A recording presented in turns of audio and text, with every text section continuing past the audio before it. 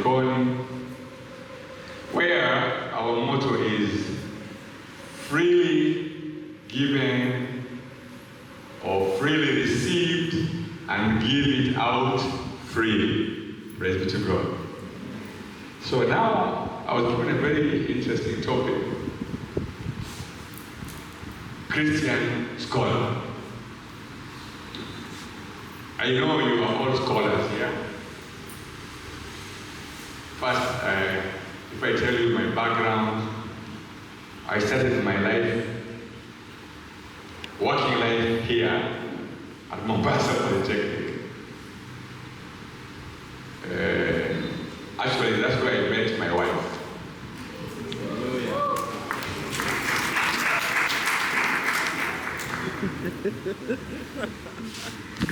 But when it comes to Christian scholarship, I'm a minister in the kingdom of God,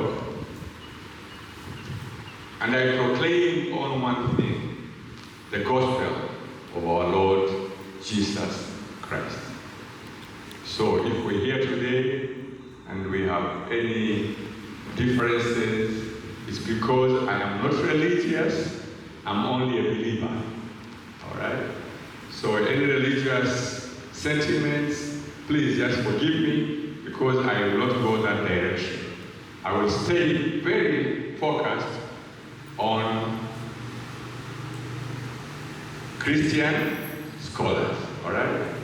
So let's look at our Bible reading today, and before we read the Bible, let's bow our heads and invite the honor of the scriptures to allow us to talk about His word. Our Heavenly Father, in the mighty name of our Lord Jesus Christ, we come to you, humbling ourselves, praising you, glorifying you, and Lord, asking you to permit us and come and be the one ministering, using us as vessels, that we may be able to discuss this topic of a Christian scholar.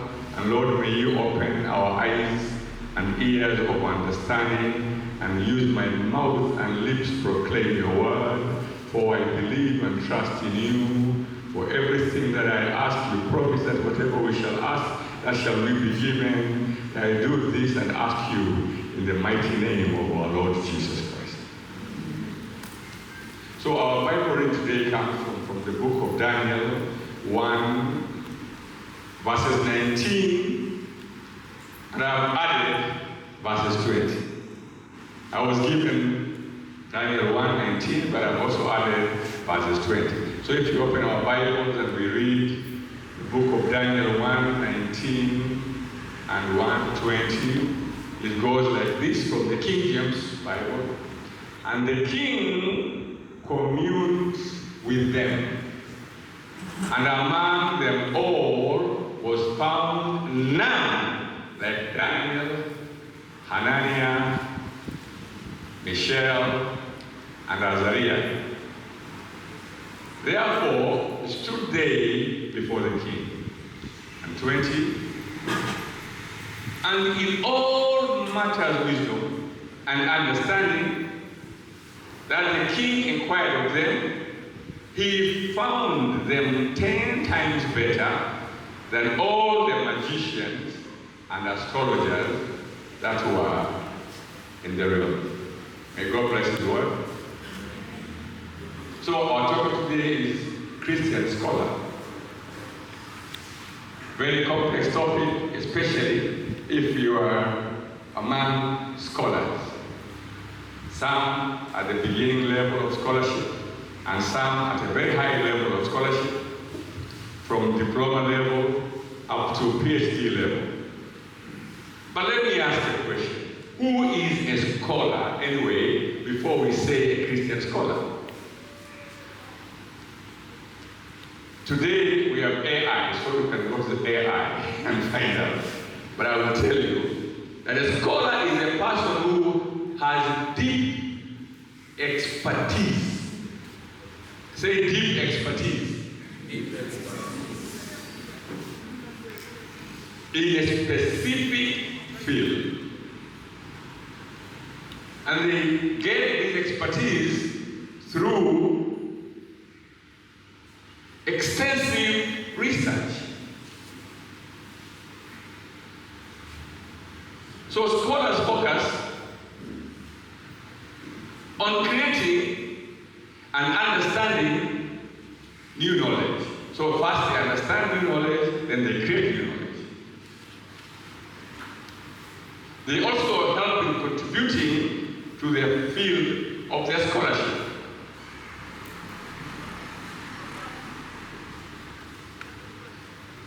So you can imagine being a scholar and then you are called a Christian scholar. Are we together? Are we together, everybody? You know, I'm used to a place where people say amen. Amen means let it be so, yeah? I hope you can tell me amen, otherwise I'll feel very lonely. All right? So if we are together, just say amen. Amen. So now, when you talk about scholars, there are very many types of scholars. Do you agree with me? Yeah. Yeah. Especially when it comes to religion. Because Christianity is a religion, correct? So there are very many scholars who are religious scholars, correct? But we have been told our topic is not religious scholarship, not to be a religious scholar, but to be a Christian scholar. Now, there must be a keyword that guarantees you that you don't move out of the topic, isn't it? And the keyword here is Christian, yeah? And Christian comes from the word, Christian comes from the word Christ. Praise to God. So, we're going to look at only one thing, the scholarship that is associated with Jesus Christ. Amen. Okay? Mm-hmm. I was very impressed by the skit I found here. I learned a lot. You see, in the world where I am living, I'm a business development consultant. I also own a school, and I also own a hospital. So that is my physical world. All right? And all those areas I've made scholars. I've made medical scholars, educational scholars. But thanks God, I was asked to speak about a scholarship which I'm very interested in, which is a Christian scholar. Now, when we talk about Christianity, let's understand there are two types of Christians. Say two types of Christians. Two types of Christians. Yes. There is a religious Christian. Please bear with me. There is a religious Christian and a Christian scholar. So the choice you make is what do you want to become. I saw this skit and I saw you can get your D or your A. Praise to God. So a Christian scholar then is defined as one who is a true believer in the knowledge of God through the spoken word of our Lord Jesus Christ. Amen. Praise to God. Mm-hmm. Whereas a religious Christian studies and understands the scholarships of their religion. And in religions, there are small sections which they call different names. But a Christian scholar transcends ordinary Christianity and becomes a follower of our Lord Jesus Christ only. Are we together? Amen. Praise to God. Now,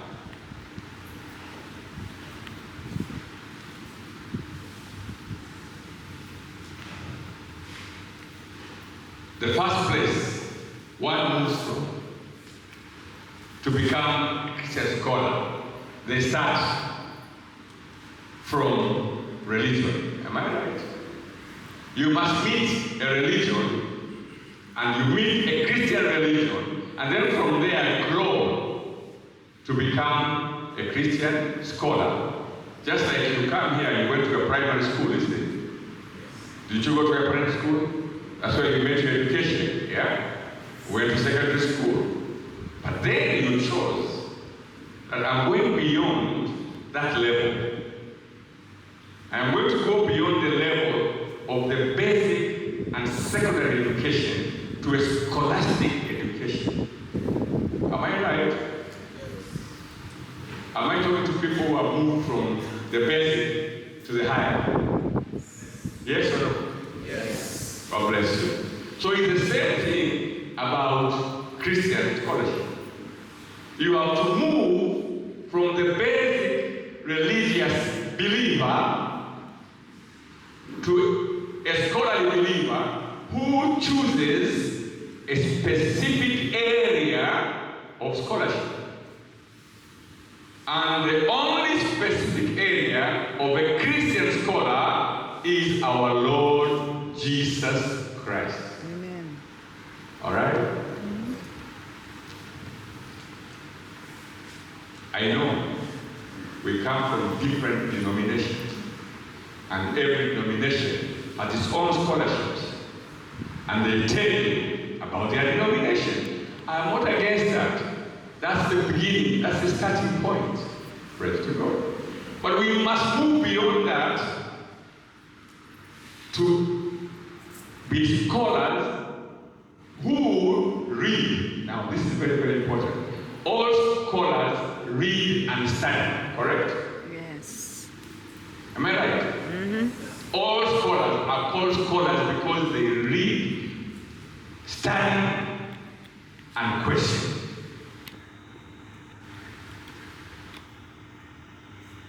If you only read and study without questioning what you are reading and studying, I can guarantee you the results will be what you heard.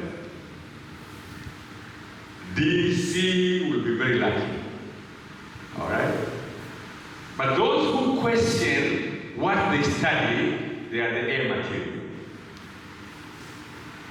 So, a Christian scholar then must understand the difference between Scripture and the Word of God. Is there a difference between Scripture and the Word of God? Is there? Yes, there is. Praise to God. A religious person read the Scripture thinking that in that Scripture they will find life. But a Christian scholar reads the Scripture knowing that the Scripture cannot give you life. Life is only found in the one the Scripture describes. That is our Lord Jesus Christ. So, a normal, just plain Christian will pick a Bible. Just give me a Bible, please. And tell you, this is the Word of God. I understand them. They are not scholars. All right? A scholar tells you, in here, that's where you find the Word of God. How many people understood the difference? Have you seen the difference? One sees the Bible as the Word of God. The other one sees the Bible as the source from where they will find the Word of God. So when you study the Bible, don't just become a reader and a quoter. You must question what is the word of God that I have found in this Bible? All right? That's the difference between a Christian scholar and that. Because you know what? Normally, when I was in high school, I just read to regurgitate. All right? I read some science, I read some English, some maths, just to be able to regurgitate. But when I went to university, I found things were different. I was not supposed to regurgitate. I was supposed to question and then be able to give an answer. Yes. Are we together? So a Christian scholar must now interrogate the Bible and question everything and test every spirit. So the topic today and the area I was given to read in the Bible is a story of a king. And this king had a dream.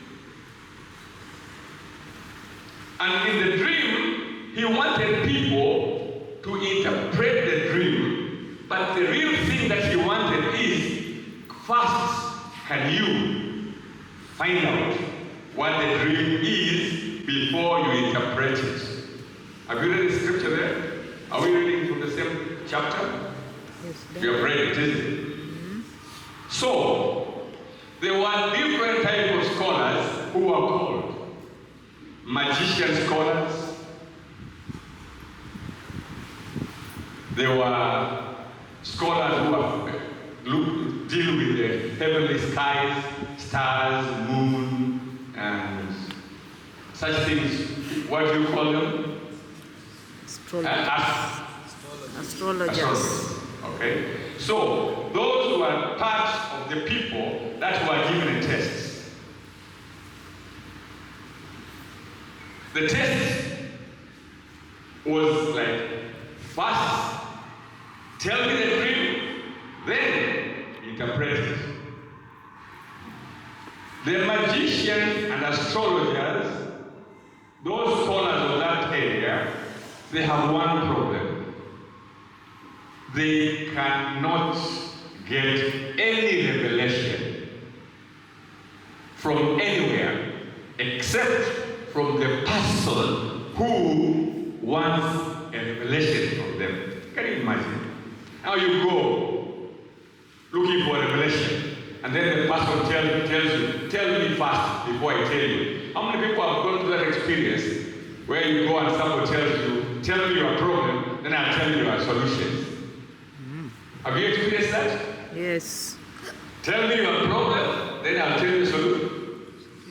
That person is using a spirit the same as that which was used by the magicians and the astronomers. Because they told the king, please tell us the dream first. Then we shall tell you the interpretation. But the king knew. He knew they were spying. He knew by giving them any lead, all right, they will use that lead to confuse me and lie to me and give me an answer which actually has come from me. Let's go further, backwards. I want to tell you how the devil works. So that Jesus scholar can hit the devil at the head and tell him, umeshindwa. The first time the devil met a human being was in the Garden of Eden, correct? So what did the devil do? The devil had no idea until the human being gave an answer. How many remember the story? The devil had to ask, did God tell you? The moment the human being answered, the devil then provided an interpretation. Okay? Today, we have Christianity of that nature, where we are always asked to say something, before somebody gives you an answer. That spirit must be tested. Scholars test. Correct? Anybody who has done a research paper here? If you have done a research paper, put up your hand. No. Only one person has done a research paper, yeah? All right.